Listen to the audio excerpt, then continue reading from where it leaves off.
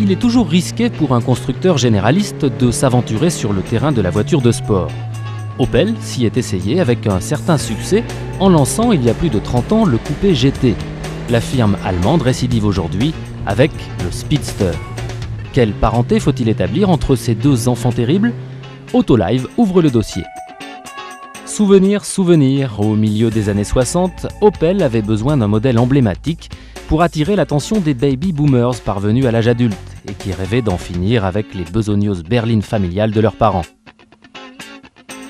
Présenté sous forme de show-car au salon de Francfort 1965, le coupé GT allait se métamorphoser en modèle de série 3 ans plus tard. Ce sympathique coupé sport s'inspirait de la Chevrolet Corvette, sa grande sœur américaine.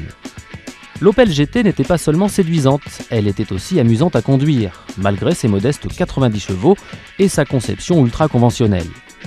En version 1,9 litre, elle dépassait 180 km/h et courait le kilomètre départ arrêté en moins de 33 secondes.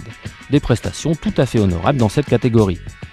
Proposée à 18 000 francs en France en 1969, elle était assez économique à entretenir.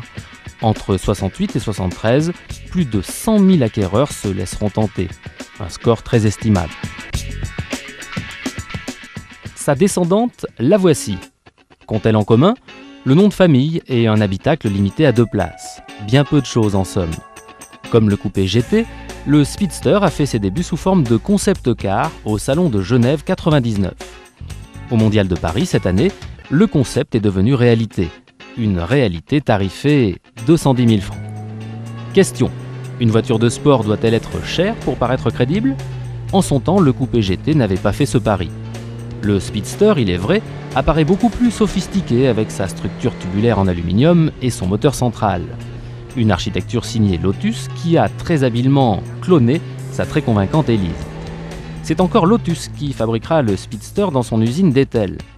Une production confidentielle limitée à 3000 exemplaires par an. On est loin des scores commerciaux du coupé GT.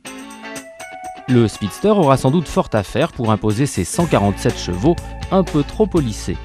Sa légèreté et son agilité diabolique font pourtant d'elle une vraie voiture plaisir et ses performances sont au niveau requis. Mais c'est toujours une Opel.